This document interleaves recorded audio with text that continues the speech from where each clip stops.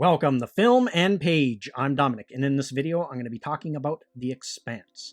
So I came across an interesting article while looking up news about The Expanse, and it talks about the possibility of the series going on after the book series is over, the streaming series on Amazon Prime.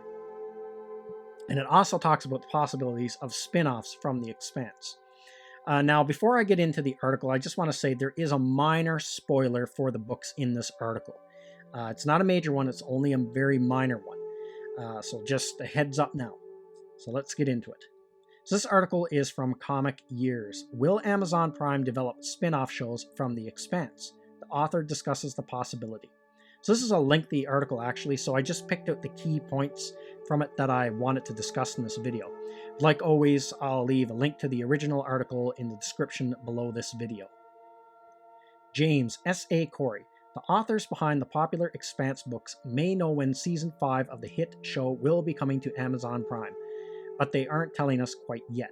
On Twitter, the authors have addressed when the books will end, with the publication of the 9th novel next year. However, it is possible that the show could continue beyond the ending of the books, and there is even potential for spin-off shows from the Expanse universe on Amazon Prime. When discussing the final book in the series coming up, the author said that it is our intention to end the novel series at that point and always has been. What Alcon wants to do with the TV show is up to them. Alcon is the production company in charge of the Expanse television series. They carry the show over from the Sci-Fi Channel after its cancellation to the new home on Amazon Prime. The authors say that they do not have any current contracts for anything beyond the initial series adaptation. However, they are open to spin-offs in the Expanse universe on Amazon Prime, but not prequels. If there were future TV or film projects that they wanted me to work on, I'd decide then if I liked the idea of the project enough to join, Corey says. So if there were to be spin-off shows on Amazon Prime, what would that look like? Corey indicated that the 30-year time gap between books 6 and 7 could be enticing for new stories, but they warn against trying to draw from that time frame, claiming that it would lead to boring stories. Everything in that gap is boring, and the ending is rote because you know everyone has to be alive and in basically the same spot for the next books to happen, Corey tweeted. It means everything requires a big reset at the end. That's why I hate prequels. So let's talk about that article. Now, The Expanse is a series that I really like. It's probably, right now, as it is, my two favorite sci-fi shows is The Orville and The Expanse, hands down. I think The Expanse leaves modern Star Trek like in the dust when it comes to just good storytelling and science fiction and stuff like that. But I don't know about this idea of the series going on beyond the adaptation of the books. So book 9 was actually supposed to come out last year, and it was supposed to come out this year, but now it seems like it's coming out next year, the last book installment of the series. And I don't think they should go beyond the books. I think so far it's been, for every one book, they created a season. So they've up to season 5, so they got enough books. They can do 4 more seasons after that and bring it up to 9 seasons.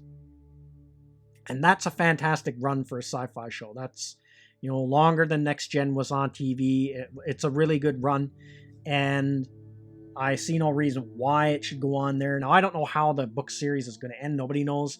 But there's something to be said about a series that has a definite beginning and a finish to it, and just doesn't keep on going and going and going and going.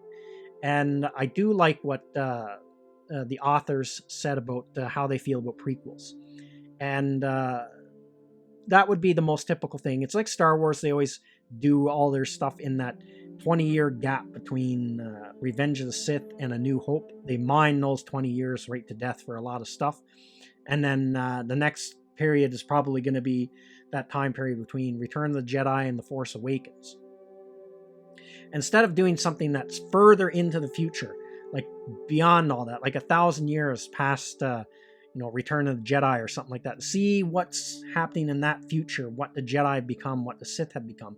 That would be an interesting series. And there would be no room for any canon errors because it's so far in the future. You wouldn't have to contradict anything that happened in the past, kind of deal. And the same thing with Star Trek. Like when Star Trek Discovery, like I've said this before in videos, there's no reason that Star Trek Discovery had to be a prequel. There's nothing really about the storyline that made it have to be a prequel. Everything about it would have worked better if it took place in the future, if it took place in the time period that, say, Picard is taking place right now. You didn't really have to do, everything looks super advanced already, so you wouldn't have to change any designs. You still could have kept that design for the ship, and then all the uniforms would have made sense because it's in the future. They got new uniforms. It would have made more sense. And then instead of having to redesign the Klingons, you could have just kept all those same designs and just said, well, this is a whole new alien race. Just call them something else that's invading the Alpha Quadrant. And then you could have the whole sperm thing the sperm drive. I mean, the spore drive, or whatever that was, that they used to bounce around the universe. Then that would make more sense because it's a new discovery. They found a new way. They could never get transwarp to really work for their ship. So this is the new leap forward. So now they can explore whole other galaxies and stuff like that. Where now they kind of had to mothball that. And I don't know. I didn't finish season 2, so I don't know what excuse they had. I know they end up 900 years in the future.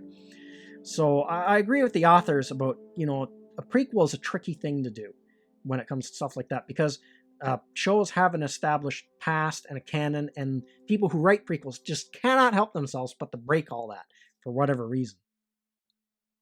And the other thing about the series going past the books, the reason why the series is so good is because it's based on the Expanse books, which are really good.